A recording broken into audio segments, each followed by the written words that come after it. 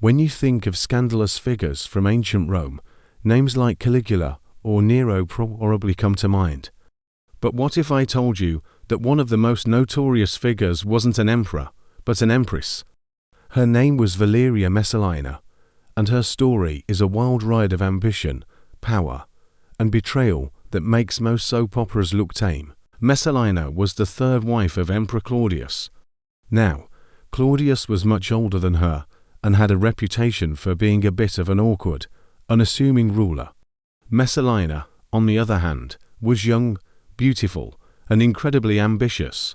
She was a descendant of the first Roman emperor, Augustus, and she knew exactly how to use her lineage and her charm to get what she wanted. From the moment she became empress, Messalina began to build her own power base. She wasn't content just being the emperor's wife. She wanted to be a player in the game of Roman politics. The ancient historians, like Tacitus and Suetonius, paint a picture of an empress who was ruthless. They claim she would eliminate anyone who stood in her way, often by accusing them of treason or other crimes, which would lead to their exile or execution.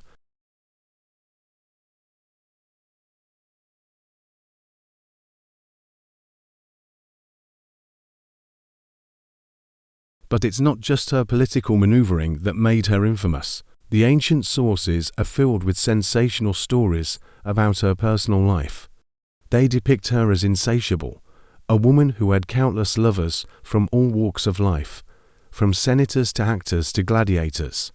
The most famous story, told by the historian Pliny the Elder, claims that she once challenged a professional courtesan to a 24-hour competition to see who could be with more men.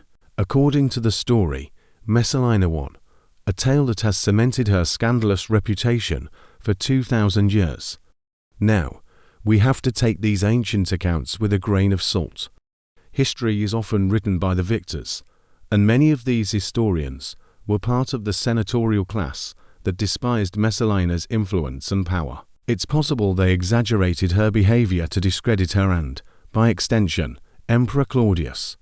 Portraying her as a deviant woman was a common way to attack a political figure in the ancient world. Was she really as wild as they say, or was she a shrewd political operator who was a victim of a smear campaign? The truth is likely somewhere in between. The story of Messalina comes to a dramatic end in the year 48 AD, while Claudius was away from Rome. She did the unthinkable.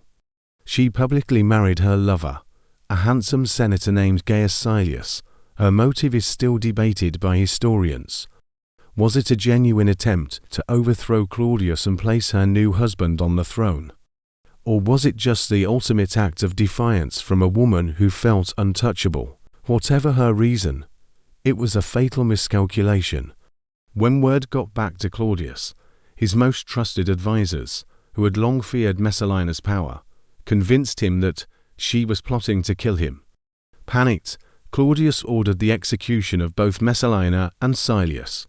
She was only around 28 years old when she was cornered in a garden by imperial guards and met her end. Messalina's story is a fascinating and cautionary tale about power, reputation, and the dangers of Roman court politics. Was she a monster, a victim, or a bit of both? Her legacy remains one of ancient Rome's most enduring and controversial mysteries. What do you think? Let me know in the comments below. Thanks for watching, and don't forget to like and subscribe for more dives into history's most intriguing characters.